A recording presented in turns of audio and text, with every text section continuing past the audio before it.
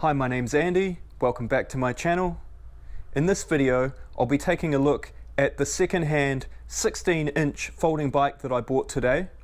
So I went out this morning and I picked up a bike that I had bought online, and I got a really good deal on it because the guy who was selling it was moving out of the country. The dude actually lived on a yacht and was selling everything.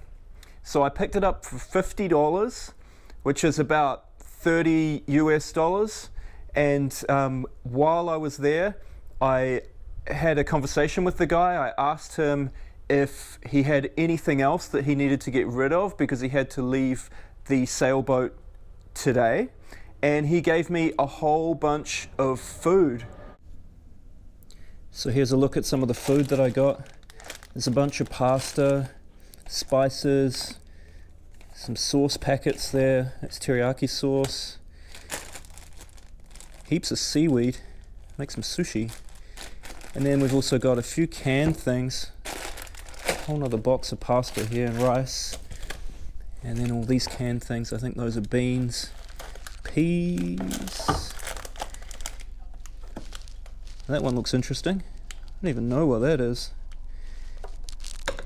Yeah, there's also a bunch of other stuff. There's a block of butter in there, some wraps, and I've put all that stuff in the fridge. But yeah, what a score.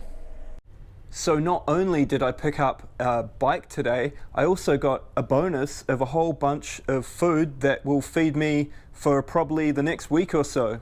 So what am I going to do with the bike?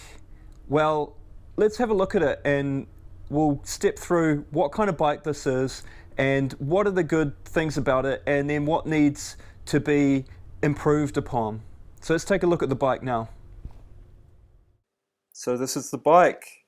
The ad said it was an aluminium frame, but I believe it's some kind of alloy. It does have rust spots on it. 16-inch wheels.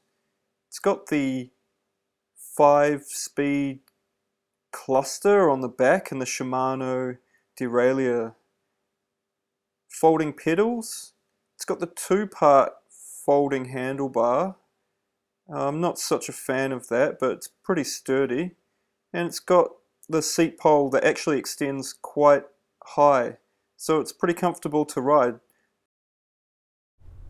So that's the bike, guys. Right now it's in my storage unit because I'm at work, but tomorrow I will pull it out of storage. I'm going to go and find the parts that I need, and we'll get started on making some improvements to my new 16-inch folding bike. So stick around. Good morning. Just woken up. It's time for some breakfast.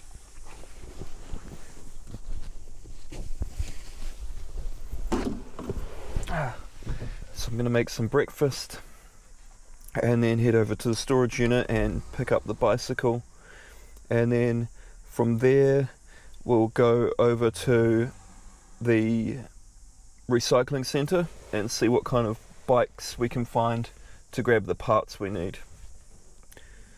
But yeah, now breakfast, coffee.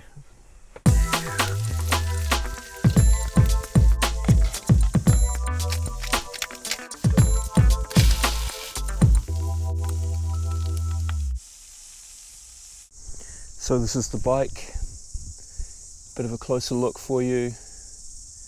16-inch wheels, as I mentioned. You've got the Shimano derailleur here, running a 1, 2, 3, 4, 5, 6 speed cluster at the back. The mudguard's a little bit bent, but that's usual on a second-hand bike like this. I'll probably end up taking those off. It's got these cantilever type brakes here. I think they call it a V-brake. They're quite good, those. And we can attach a carrier there. That's always useful. We have that there as well to attach a carrier. If we can find one for this size bike. The seat extends up quite a way. As you can see, the seat actually extends below the big cog there of the crank. Pull it up. So it does extend up quite a way, which is quite good. And then you've got the extendable handlebars there. As I said before, I'm not such a fan of these two-part folding handlebars. I like the one-piece folding, but we'll be able to deal with that. So to fold it down, just pull that out. See, that's the little clip, that little plastic clip is what holds the lever for the handlebars closed. It's a bit of a failure there in terms of engineering, but pull that down and then the handlebars will drop away. We'll push that seat down.